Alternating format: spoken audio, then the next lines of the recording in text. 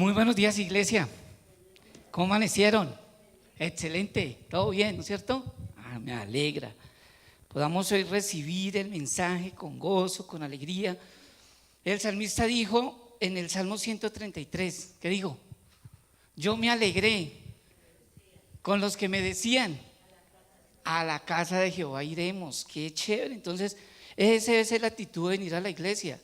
Que sea un gozo, que una alegría venir a compartir con los hermanos. 8 días sin verlos, esa ausencia a veces nos mata, nos hiere. Entonces tenemos que estar compartiendo unos con otros, ¿no es cierto?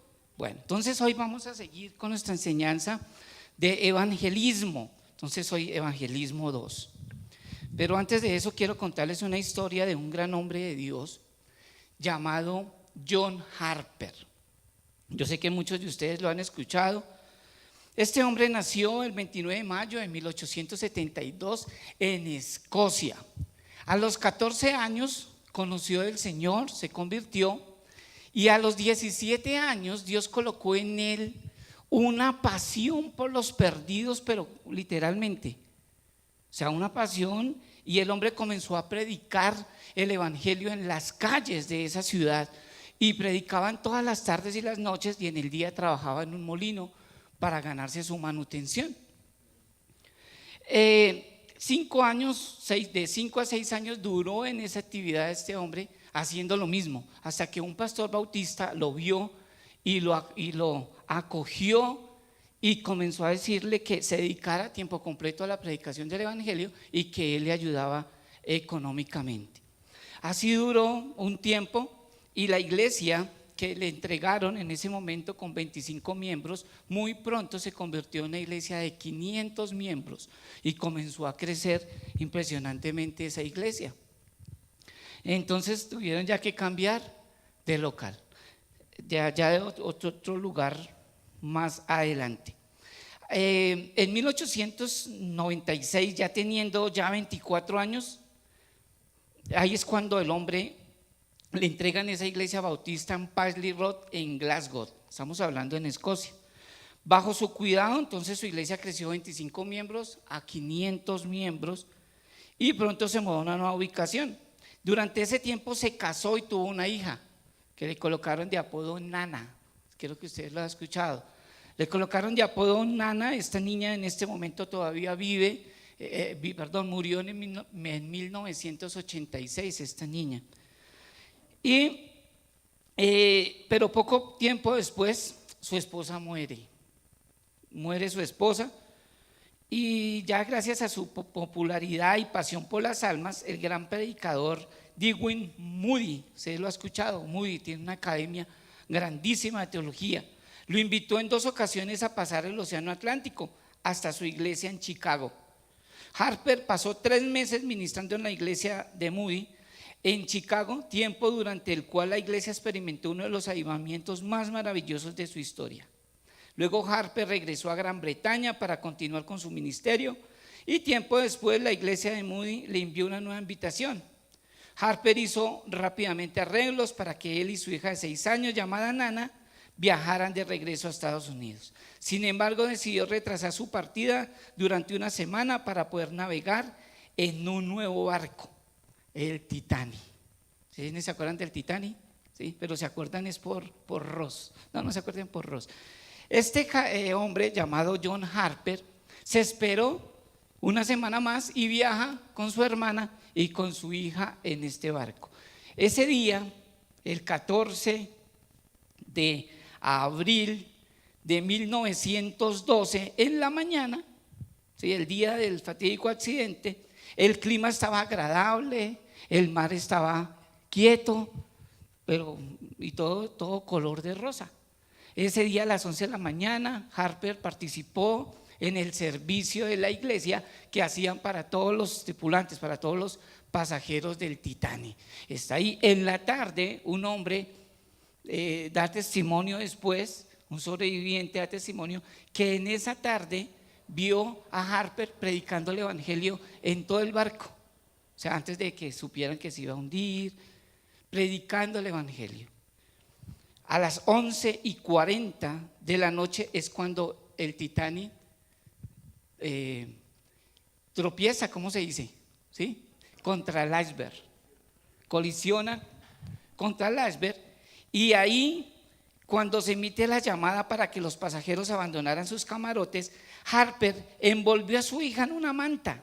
Le dijo que algún día la volvería a ver y se la encargó a un familiar que viajaba con ellos. Los sobrevivientes luego informaron que cuando el Titanic comenzó a hundirse, Harper advirtió a las personas que estuvieran preparadas para morir. Se aseguró de que su hermana y su hija estuvieran en un bote salvavidas mientras él continuaba compartiendo el evangelio con quien quisiera escuchar. Un sobreviviente recordó claramente haber escuchado gritar a Harper: mujeres, niños e inconversos en las botes salvavidas. Harper luego corrió a lo largo de la cubierta suplicando a la gente que se volviera hacia Cristo. Reuniendo a la gente a su alrededor en la cubierta, se arrodilló y levantó los brazos en oración. Cuando el barco comenzó a hundirse, saltó a las aguas heladas. Un informe dice que Harper, sabiendo que no podría sobrevivir mucho tiempo en el agua helada, se quitó el chaleco salvavidas y se lo arrojó a otra persona diciéndole: necesitas esto más que yo. Finalmente, cuando comenzó la hipotermia, John Harper se hundió bajo las aguas y pasó a la presencia del Señor a la edad de los 39 años. Pero su historia no termina aquí. Ahí no termina la historia. 4 años más adelante, en Hamilton, Canadá, un hombre llamado Águila Wet,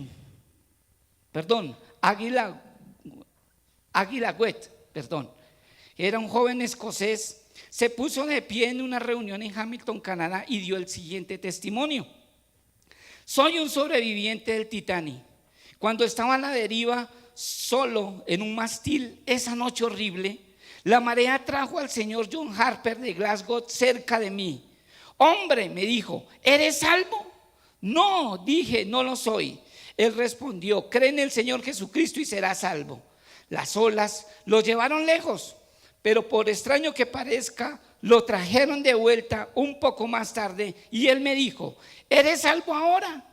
No, le dije, no puedo decir aún con certeza que lo soy. Volvió a decirme: cree en el Señor Jesucristo y serás salvo. Y poco después él se hundió.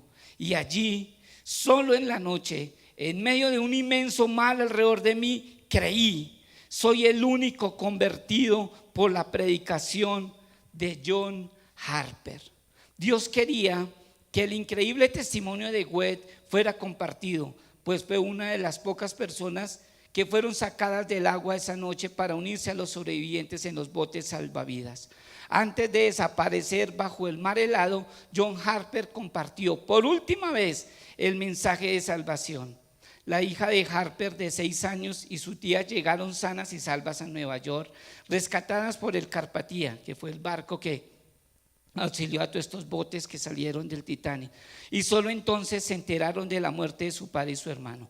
Hoy, más de 100 años después del hundimiento del Titanic, la iglesia bautista Harper Memorial en Glasgow, fundada por este gran hombre de Dios y nombrada posteriormente en su honor, aún existe. ¿Cómo les parece? John Harper, apasionado por las almas. ¿Usted también es apasionado por las almas? Apasionado por llevarle ese mensaje, el evangelio, a otros que se están muriendo sin el Señor. Tremendo esto, tocó tanto mi corazón este testimonio de este hombre, y que yo dije: Dios mío, ¿cuánto tiempo desperdiciamos? La gente se está muriendo, se está hundiendo.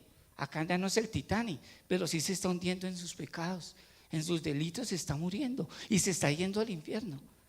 A veces nosotros nos volvimos como trascendentes, o sea, estamos confundiendo la gracia y estamos diciendo: pero si el decreto de Dios, si el Señor ya llamó y el Señor ya salvó, y por más que prediquemos, Dios ya salvó a los que Él escogió y a los otros los pasó por alto. Entonces, por más que yo haga, el Señor va a seguir salvando. Entonces nos metemos en ese cuento y no predicamos.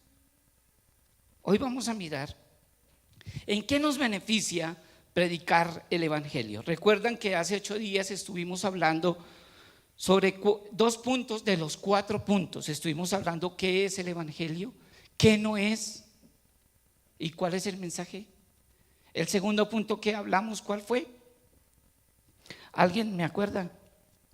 ¿Por qué lo debemos hacer? Y hoy vamos a hablar ¿en qué nos beneficia y qué pasa cuando no lo hacemos? ¿En qué nos beneficia predicar el evangelio? Uno de los puntos que nos beneficia a nosotros es que nos enseña a ser disciplinados. Predicar el evangelio lleva una disciplina, y es una disciplina de estudio, es una disciplina de morir a nosotros mismos, de ser obedientes a Dios, de tomar nuestra cruz cada día y seguir a Cristo, seguir sus pisadas. Entonces, Colosenses capítulo 4, versos 5 al 6, dice lo siguiente. Colosenses capítulo 4, versos 5 al 6. El apóstol Pablo, hablando a la iglesia en Colosas, les dice: andad sabiamente para con los de afuera, aprovechando bien el tiempo, que vuestra conversación sea siempre con gracia, sazonada como con sal, para que sepáis cómo debéis responder a cada persona. La disciplina me enseña a ser más sabio para hablar, para dirigirme a los demás, para administrar mejor el tiempo y a ser más prudente para responder.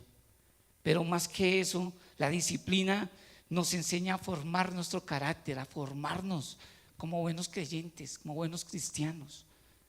Un cristiano disciplinado es un creyente, es un cristiano de testimonio. A veces la falta de disciplina en nosotros nos hace que no prediquemos, que no cumplamos el mandato del Señor. La indisciplina me lleva a llegar todos los domingos tarde a la iglesia o no ir porque tengo que lavar, tengo que planchar, tengo que hacer eso, y el único que tengo el día es el domingo. Entonces, si lo puedo hacer el sábado, entonces el domingo voy a la iglesia. La disciplina. Yo recuerdo una historia de Jesús cuando Marta lo invita a su casa, y entonces Marta está con su hermana María y llega Jesús, y preciso cuando llega Jesús, Marta se comienza a hacer ¿qué? Sus quehaceres, ¿sí o no? Arreglar la casa, arreglar esto. Y María sí recibió al Señor, se sentaron a hablar, y Marta estresada y turbada. Y así andamos muchos nosotros martulios, mantenemos estresados, acosados, afanados, porque no hay una disciplina. Y cuando yo soy disciplinado, las cosas fluyen. No voy de afán a ningún lado. ¿Hay trancón? Bueno, gloria a Dios si hay trancón, porque voy bien de horas. Pero cuando uno vive estresado y uno es indisciplinado, pues vive estresado. Y ahora la enfermedad de la ansiedad y el estrés peor. Entonces, la disciplina nos enseña a ser más sabios para manejar nuestra vida, administrar nuestro tiempo. Entonces el apóstol Pablo por eso les decía a los colosenses: andad sabiamente para con los de afuera, sean sabios. Mire, a veces nosotros, nuestro testimonio habla mucho de quiénes somos y en quién creemos. No se necesita estarle diciendo a todo el mundo yo soy cristiano, sino que nuestros actos dicen. En el trabajo, si usted es un buen creyente, en el trabajo sin necesidad de que usted diga que es cristiano ni nada, la gente se va a dar cuenta. ¿Por qué? Porque le va a decir: oiga, pero usted no es grosero, usted llega temprano a la empresa, usted no se lleva las cosas de aquí, no se roba aquí el papel de los blogs para llevárselo a sus hijos, no se roba aquí los esferos para llevárselos allá. Habla bien, es bien hablado. Andar sabiamente con los de afuera es dar un buen testimonio, y eso es parte de la disciplina. Entonces, la disciplina me beneficia cuando yo puedo predicar ya el evangelio, la gente ya me va a escuchar, porque va a ver en nosotros ejemplo. Pero cuando usted es un mal creyente, un mal cristiano, llega tarde a su trabajo, es grosero, se expresa mal de las personas, critica a todo el mundo, se pone a hacer debates que no tienen nada que ver con el cristianismo, se pone a pelear allá, que el otro es uribista, el otro es petrista, y eran agarrados. Pero que usted no es creyente, no se ponga a pelear por eso. Entonces cuando usted va a predicar el evangelio, que la gente se le va le va a huir. Pero usted primero esa vida que lleva y me va a predicar, el que necesita más de Dios es usted que yo. Entonces la disciplina es un beneficio que me lleva cuando yo predico el evangelio. Ahora, muchas personas no predican, y una de las razones es por su mal testimonio. Porque si usted les predica, no, ahorita Ya no me puedo decir cualquier cosa porque me van a juzgar. Ya si llego tarde me van a juzgar, entonces mejor me callo y no digo que soy cristiano para no ser piedra de tropiezo. Una de las razones. Lo segundo que nos beneficia cuando yo predico el evangelio es que me enseña a ser obediente. La obediencia es clave. El apóstol Pablo, hablándole a la iglesia en Roma, en el capítulo 10, versos 14 y 15, Romanos 10, versos 14 y 15 dice: ¿cómo pues invocarán a aquel en quien no han creído? ¿Y cómo creerán en aquel de quien no han oído? ¿Y cómo oirán sin haber quien les predique? ¿Y cómo predicarán si no son enviados? Tal como está escrito: cuán hermosos son los pies de los que anuncian el evangelio del bien. Tomado de Isaías 52, 7. Como está escrito, el apóstol Pablo toma el libro de Isaías en el capítulo 52, verso 7, donde dice: qué hermosos son sobre los montes los pies del que trae buenas nuevas, del que anuncia la paz, del que trae las buenas nuevas de gozo, del que anuncia la salvación y dice: a Sión, tu Dios reina. El apóstol Pablo le habla a la iglesia en Roma y le dice: cuán hermosos son los pies de los que anuncian el evangelio del bien. Y estos hermosos pies son de aquellos que obedecen el mandato del Señor, que predican, que hablan, que tienen esa pasión, pero esa pasión solo la coloca el Señor. El Señor es el que pone el querer como el hacer por su buena voluntad.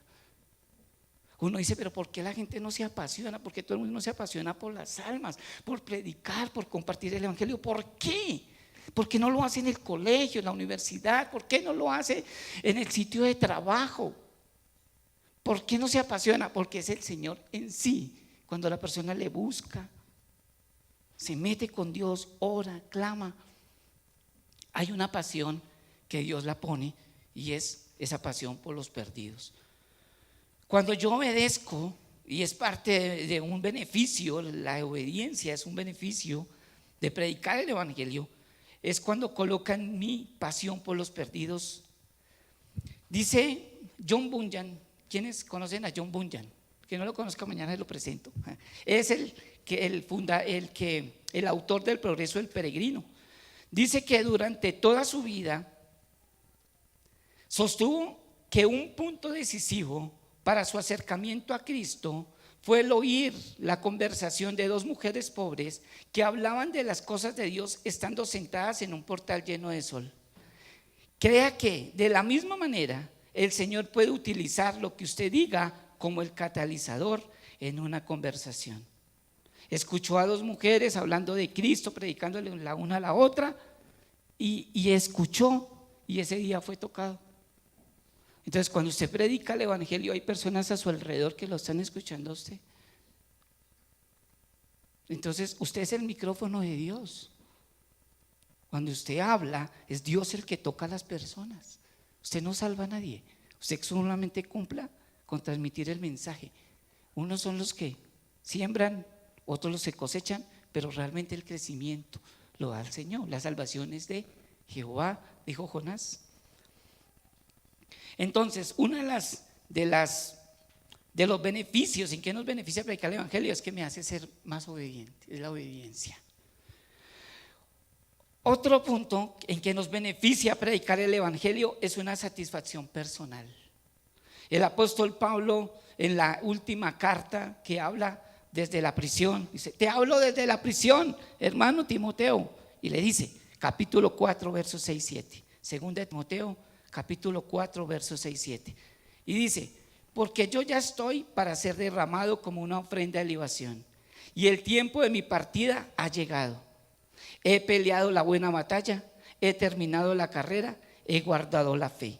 El apóstol Pablo ya sabía que el Señor se lo llevaba, pero él puede decir esas palabras satisfechas. Había una satisfacción personal: he hecho la labor, he hecho el trabajo. Y cuando usted pueda, el Señor lo llame, usted puede decir lo mismo. Pero muchos dice, he peleado la buena batalla y ya terminé la carrera y no ha hecho nada. O sea, necesitamos nosotros entender que parte del beneficio de predicar el evangelio es que haya una satisfacción de la labor cumplida. Martín Lutero, en su momento crítico, dijo lo siguiente. Un momento crítico de Martín Lutero, ¿cuándo fue? Cuando estaba frente a un tribunal que le iban a pasar al otro lado para que se retratara de qué, de lo que pegó en la catedral de Wittenberg en Alemania. ¿Qué pegó allá? Las 95 tesis, hablando en contra de las indulgencias, que todavía en la iglesia cristiana, entre comillas, todavía siguen con las indulgencias, ¿no? Si usted pacta, si usted siembra una semilla, entonces Dios lo va a curar del cáncer. Dios lo va a sanar. Dios le va a dar la casa que ha soñado. Esas son las indulgencias. Entonces, Martín Lutero, en su último momento, dijo lo siguiente: mi conciencia es cautiva de la palabra de Dios. No puedo retratarme y no me retrataré de nada, pues ir contra la conciencia no es justo ni seguro. Dios me ayude. Amén. Esas fueron las palabras que dio Martín Lutero. Un hombre, si tengo que morir, muero. Yo no me voy a retratar ya. Si yo muero, ya me siento satisfecho de morir por mi Cristo. Que haya una satisfacción personal en nosotros es parte del beneficio de predicar el evangelio. Le he predicado a todo el que tú me has colocado delante. He tratado de dar mi buen testimonio y les he predicado. Que usted haya una satisfacción personal, pero que usted no diga: Señor, deme otra oportunidad, es que no le he predicado a nadie, deme otra oportunidad. Y todos tenemos en nuestra mente el dicho popular: es que todos merecemos una segunda oportunidad, ¿sí? ¿Y por qué no aprovechó la primera? Aprovechemos esa oportunidad que Dios nos da. Estamos vivos, bonitos y hermosos para predicar el evangelio. Que sus pies también sean hermosos, como dijo el profeta Isaías: hermosos son los pies de los que anuncian la paz. Otra de los beneficios de predicar el evangelio es que vamos a tener una corona de justicia. El apóstol Pablo, en la misma carta a Timoteo, en el capítulo 4, en el siguiente versículo, en el 8, dice: en el futuro me está reservada la corona de justicia que el Señor, el juez justo, me entregará en aquel día, y no solo a mí, sino también a todos los que aman su venida. Ahora, no solo la corona, sino estar por la eternidad con el Señor.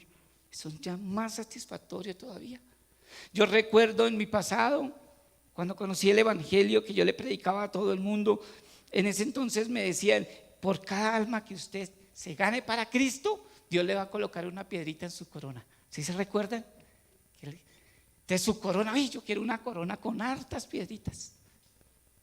Predique, que haya. Uno de los beneficios de predicar el evangelio es que cuando Dios lo llame a su presencia, le va a la corona de justicia. Pero todos los que van a entrar al cielo hay de chiripa, y entre de chiripa al cielo. Bueno, el Señor los escogió, ¿no? Pero que Dios le diga: bueno, yo lo escogí, pero usted, ¿cuántos predicó? ¿A cuántos se ganó para mí? ¿Cuántos? ¿Cuántas fiestas hizo que pasara al cielo? Porque, ¿qué dice la Biblia? Que hay fiesta en el cielo cuando ¿qué? ¿Cuántas fiestas hizo pasar al cielo? A ver, solo penumbras y tristezas. Y eso es lo que tenemos que entender, que uno de los beneficios de predicar el evangelio es que va a tener una corona. Amén, una corona. ¿No la merecemos? No, es por gracia, pura gracia, la misericordia del Señor. Ahora, ¿qué pasa cuando no predicamos el evangelio? Ahora, esto no voy a generalizar, porque de pronto usted se va a sentir con lo que le voy a decir, pero como a veces el evangelio no es para agradar a nadie, sino agradar al Señor, parte de predicar el evangelio es que su nombre, o sea, el nombre del Señor sea glorificado. Todo soli deo gloria, ¿qué significa? Solo a Dios la gloria. Entonces, parte de predicar es que la gloria sea del Señor, pero otra parte es que la iglesia sea que edificada. Entonces, no sé, Pero quiero contarles que qué pasa cuando no lo hacemos. Hace 8 días yo les estaba hablando de una investigación que hizo un hombre en Estados Unidos. Y este hombre, en la investigación que hizo, vio que por qué la gente no predicaba. Y era porque había un temor en las personas de que yo les predico y no se convierten. Entonces, pero yo le predico y no se convierte, entonces me frustro, como que soy un fracasado. Y yo les estaba hablando que no. Cuando se predica el evangelio, eso ya hay ya hay éxito. O sea, no se frustre, porque la salvación es del Señor. Entonces usted siga predicando. Y yo les contaba el ejemplo de Jesús. Jesús entonces fracasó, porque le predicó al joven rico y el joven rico ¿se arrepintió? No. Entonces fracasó el Señor. No. Entonces, si usted predica y la gente no se convierte, sígalo haciendo. Sígalo haciendo. Es como cuando los vendedores. Entonces, yo muchos años como asesor comercial, vendedor, que es prácticamente lo mismo, llaman a una persona, le ofrece el producto y la persona dice: no, estoy interesado, no. Pero déjeme hablar, y le cuelgan. Y uno dice: uno no se va a frustrar. ¿Qué hace? Vuelve a llamar. Así es, predique el evangelio, predique. No hizo caso, predíquele a otro. No hizo caso, predíquele a otro. Siga, perseverando. Pero no se frustre. Entonces, una de las razones que pasa cuando no lo hacemos, una cosa es predicar, se cansó y nunca más lo volvió a hacer. Otra cosa es perseverar. Entonces, ¿qué pasa cuando no lo hacemos? Me convierte en un insensible. ¿Qué quiere decir eso? El apóstol Pablo, en la primera carta a los Corintios, en el capítulo 9, verso 16, dice lo siguiente: porque si predico el evangelio, no tengo nada de qué gloriarme, pues estoy bajo el deber de hacerlo. Pues ay de mí si no predico el evangelio. Porque si hago esto voluntariamente tengo recompensa, pero si lo hago en contra de mi voluntad, un encargo se me ha confiado. Yo quiero leerlo en la versión Reina Valera. Esta versión que les estoy leyendo, todas las versiones que les estoy leyendo es de las Américas. Pero acá tengo la Reina Valera. Quiero que lo leamos en la Reina Valera. Primera de Corintios, que les acabé de leer, capítulo 9, verso 16. Y dice así en la Reina Valera: pues si anuncio el evangelio, no tengo por qué gloriarme, porque me es impuesta necesidad, y ay de mí si no anunciare el evangelio. El 17: por lo cual, si lo hago de buena voluntad, recompensa tendré, pero si de mala voluntad, la comisión me ha sido encomendada. Entonces, aquí el apóstol está hablando sobre las finanzas, sobre los que predican el evangelio, vivan del evangelio.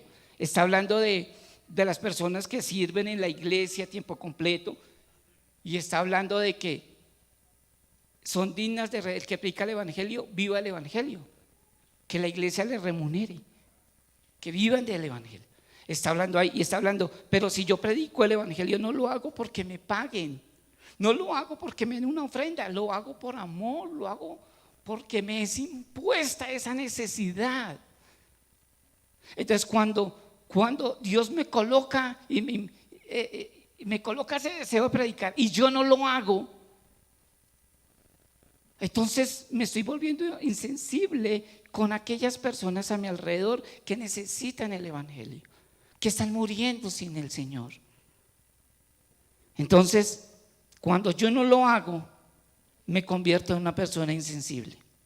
Un verdadero creyente está en el deber de hacerlo y siente carga por los perdidos, porque entiende que la gente se está yendo para el infierno y esa es la única manera de que las personas se salven.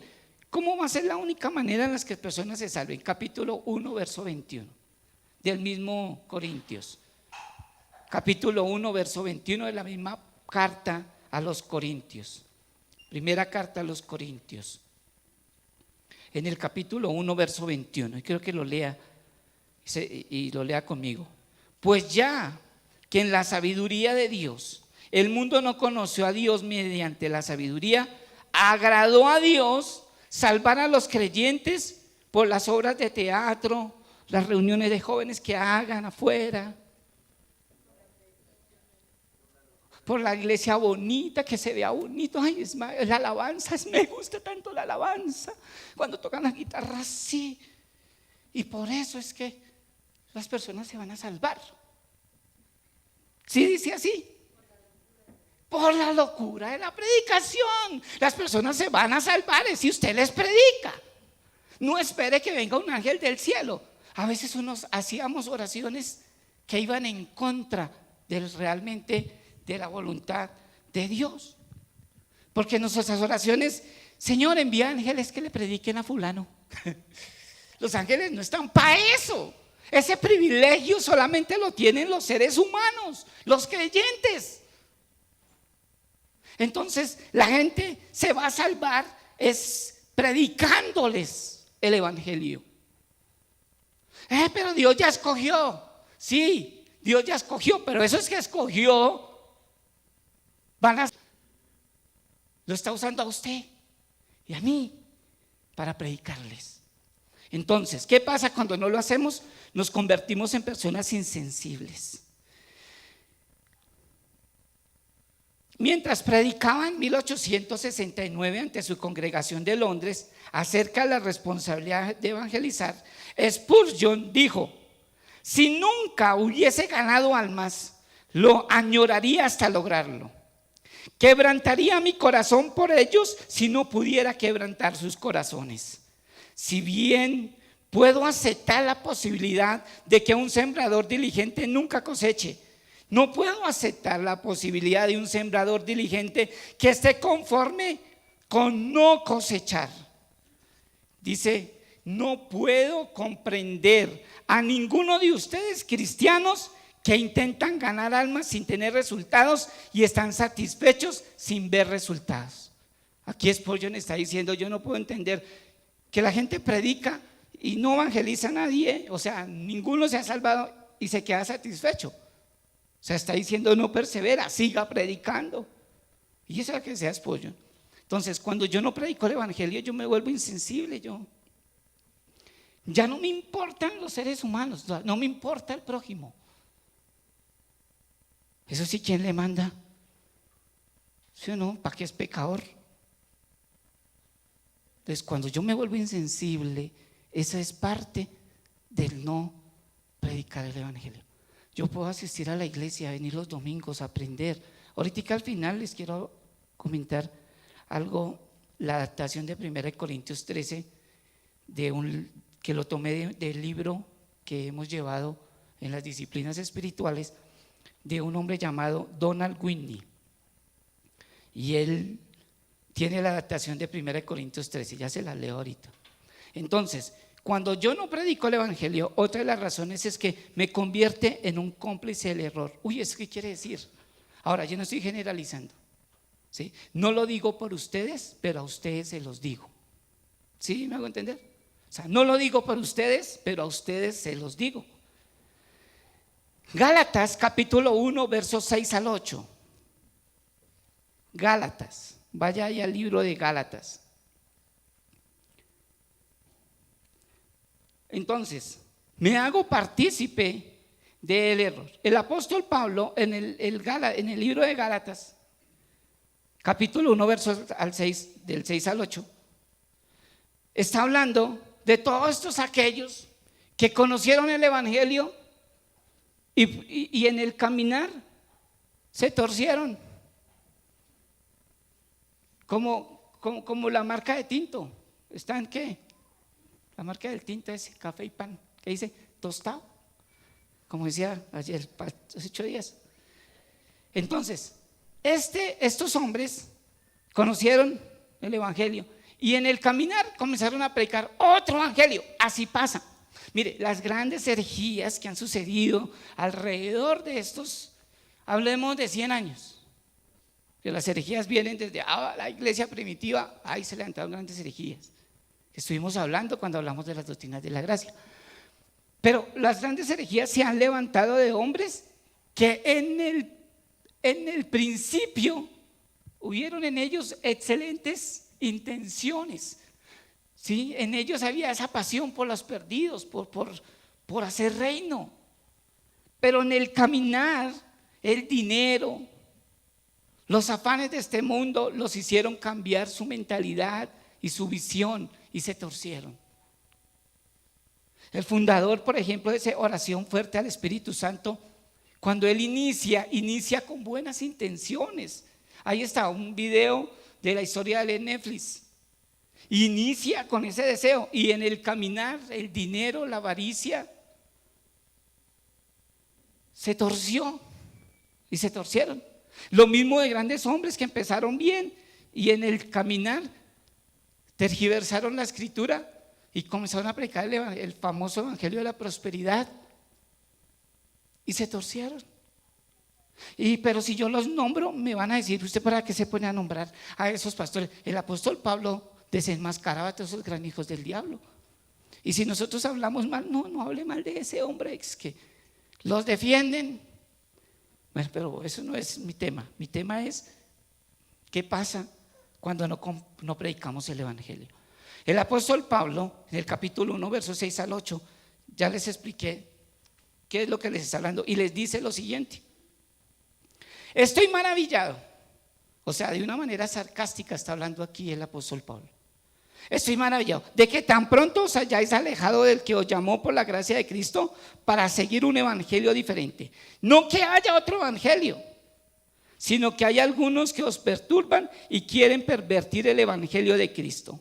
Mas si aún nosotros o un ángel del cielo os anunciara otro evangelio diferente del que os hemos anunciado, sea anatema.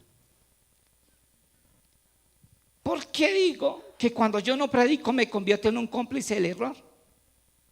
Porque si yo estoy viendo que mis familiares, mis amigos, mis vecinos, mis compañeros de trabajo están metidos en una secta, están metidos en unas iglesias de doctrinas erróneas, y yo no les predico la verdad, yo no les predico el evangelio, pues yo estoy participando con ellos, o sea, estoy como cómplice de que ellos sigan en su error. No, si bien. Y dicen algo y nosotros, es que si le debatimos, ¿para qué? Entonces no hay en mí ese sentido apologético de tener una buena defensa de la fe y defender lo que yo creo y enseñarle la verdad. Porque, ¿por qué no predica? Yo veo los gedeones mandan misioneros por todo el mundo y son esos gringos bonitos, senos bonitos, de camisa blanca, que tienen el nombre aquí, de ojos verdes. Los jodones, los jodones, no son gedeones, no, gedeones es bueno, es los que reparten los Nuevos Testamentos. Esos no, perdóname, me equivoqué, gracias. Los mormones, no los gedeones, perdón. Los mormones son los mandan misioneros a todo lado y predican. Y yo he visto gente, cristianos, tan chévere y tan bonito, y con sus herejías de su libro del Mormón, del ángel del Mormón, del ángel Moroni. Allá en la 127 tienen severo templo con esa vaina, dicen que ese ángel está hecho en oro, bueno, no sé, pero eso por dentro es una mansión. En Netflix también hay historias de testimonios de ellos cómo se torcieron. Entonces, cuando yo no predico el evangelio, me convierto en un cómplice del error, de que ellos sigan el error. No, sí, hermano, bien, todo bien. Yo no me pongo a pelear en religiones. Yo no, allá usted. Entonces, ¿dónde está ese sentido de si esa persona, si se muere, se va para el infierno? Entonces necesitamos nosotros entender de que necesitamos predicar el evangelio. Martin Luther King dijo: no me estremece la maldad de los malos, sino la indiferencia de los buenos. Mira que esa indiferencia nos está matando al ver tantas sectas, tantos predicando herejías y no hacemos nada. Nos la pasamos criticando a todo el mundo. Gente que está en el error y nos pasemos es critique al uno, juzgue al otro. ¿Y por qué no les predicamos mejor? Prediquémosles. La indiferencia Eso es ser uno indiferente ante la necesidad de tantas personas. Y creemos que con darles mercado y ayudándolos en diciembre estamos haciendo todo. El mercado se les acaba. Los pobres siempre van a estar, dijo Jesús. ¿Qué necesitan los pobres? ¿Qué necesitan las personas? Los ricos, los pobres, ricos, feos, bonitos, todos. ¿Qué necesitan? El evangelio. Esta vida es pasajera. Vivir aquí 70, 80, 90 años, esos pasajeros se pasan rápido. Pero la otra vida es eterna. Prográmese para la eterna. Predique el evangelio. Lo otro, para terminar, es que creemos que para predicar tenemos que hacerlo desde un púlpito de un templo. Pero es que, ¿cómo predico si a mí no me sueltan el púlpito? Y hasta, o sea, eso tenemos que sacarlo de aquí.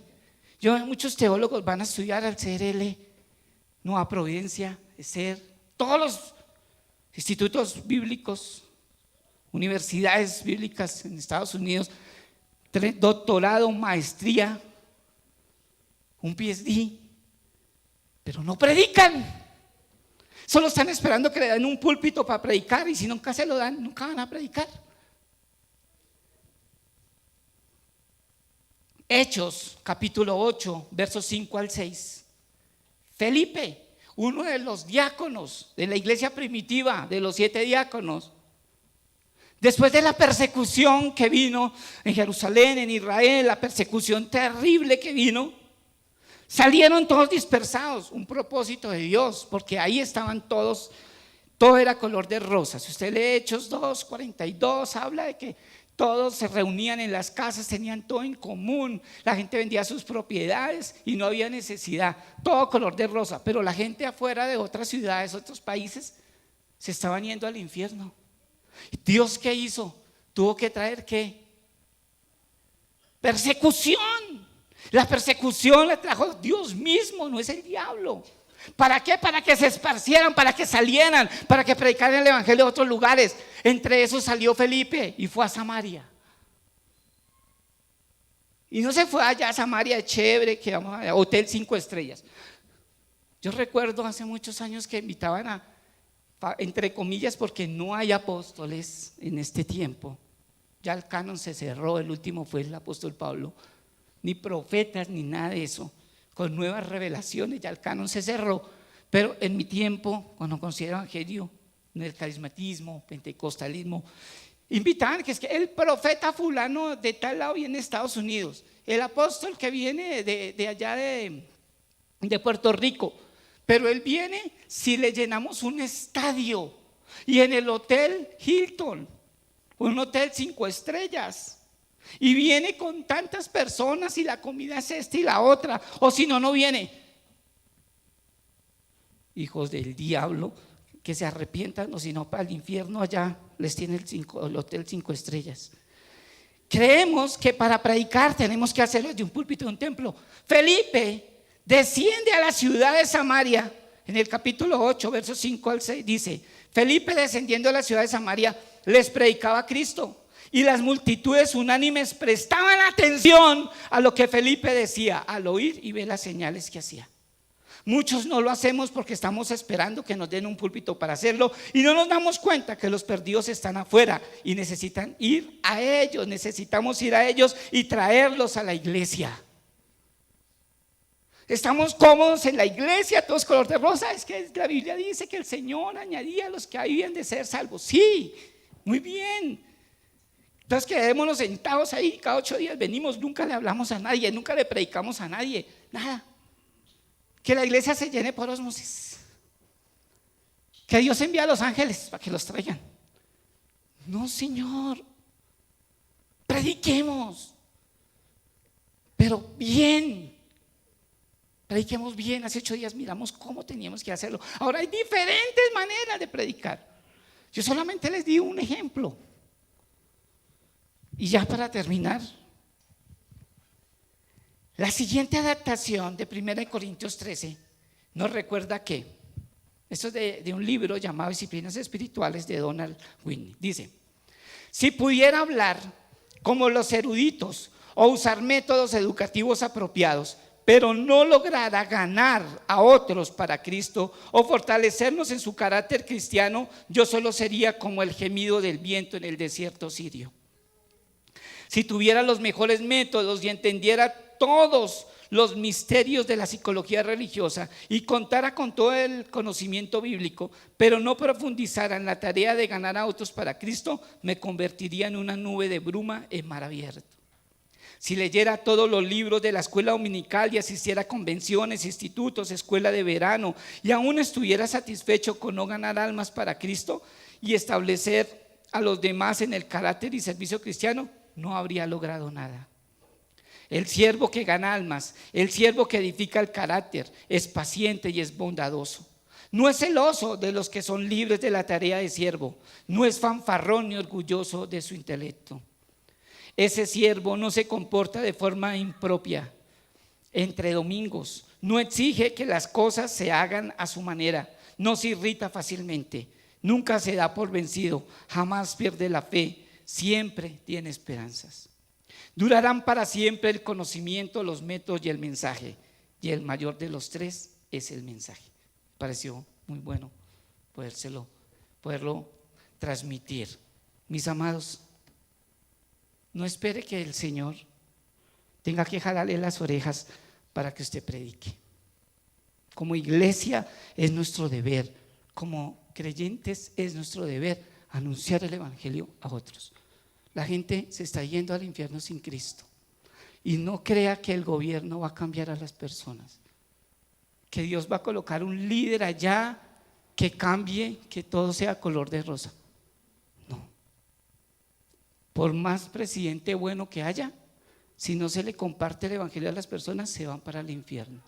Nosotros no nos vamos a ir al cielo por ser buenos, por tener buenos valores, porque hay gente que no es cristiana, tiene buenos valores, son disciplinados, honestos, de buen testimonio, pero no tienen al Señor. Pues así, honestos, con valores, se van a ir para el infierno. Prediquémosles. No espere que Dios le jale las orejas y Dios tenga que reprenderlo duramente. Como muchos decían, yo quiero contarle mi testimonio. Si ve que no tengo este pie, no tengo esta mano, porque yo fui terco y cuando Dios me llamó yo no quise atender y Dios tuvo que quitarme. Mis amados, Dios les bendiga y Dios les guarde. Oremos, póngase sobre sus pies. Señor, muchas gracias por ser tan bueno con nosotros. Ayúdanos a entender tu palabra, aplicarla a nuestra vida. Necesitamos cada día entender que necesitamos de ti y que necesitamos predicar el evangelio a otros. Pon esa pasión en mí por las almas, pon esa pasión en mí por los perdidos, pon esa pasión en mí para poder compartir este evangelio de esperanza a los perdidos, Señor. Trae un despertar espiritual a la iglesia, Señor. Danos un avivamiento, Señor. Un avivamiento, Señor, donde todas las personas sientan el deseo ferviente de predicar la palabra de Dios, todo el consejo de Dios a las personas. Y que todos, Señor, puedan correr en arrepentimiento y fe a las iglesias, Señor. Ese es el avivamiento que necesitamos, Señor. Por favor, ayúdanos, Señor. Quita de nosotros los temores, los miedos. Quita de nosotros, Señor, todo aquello que estorba que lo haga. Toda piedra de tropiezo de nosotros, quítala, Señor. Y ayúdanos, Señor. Entendemos que la salvación es por gracia, pero que las personas se van a convertir, se van a salvar es por la predicación del evangelio. Ayúdanos a entender. En el nombre de Jesús. Amén y amén. Dios les bendiga. Muchas gracias, mi hermano segundo. Bueno.